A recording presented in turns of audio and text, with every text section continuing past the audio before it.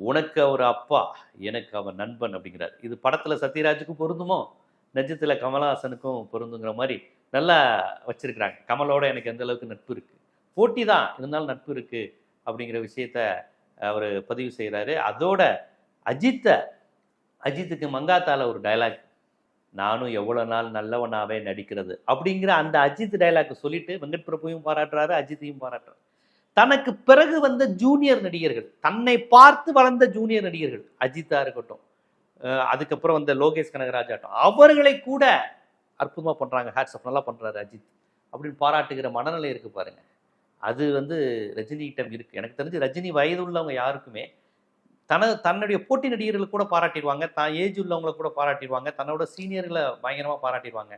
தனக்கப்புறம் 20-30 ஆண்டுகளுக்கு பிறகு, 15 ஆண்டுகளுக்கு பிறகு வந்த நடிகர்களை பார்த்து நீங்கள் சூப்பர் அப்படின்னு சொல்றது, அதுவும் அவர்களுக்கு போட்டியாக இன்னும் ரஜினி நடிச்சுக்கிட்டு இருக்காரு. இன்னும் விஜய் அஜித்துக்கு போட்டி தான் அவர். அப்படி இருந்தும் அஜித்தை பாராட்டி பேசுகிற அந்த தன்மையெல்லாம் ரஜினியோட கேரக்டர். எனக்கு தெரிஞ்சு ரஜினி மாதிரி இந்த அளவுக்கு எல்லோரையும் பாராட்டுகிற, மனதா பாராட்டுறது. அதாவது எனக்கு போட்டி யாரும் இல்லை, நான் யாரையும் போட்டியா நினைக்கல, எல்லாரும் என் தம்பிகள், என் அண்ணன்கள், என்னுடைய ஆசான்கள், அப்படிதான் நான் பார்க்குறேன்.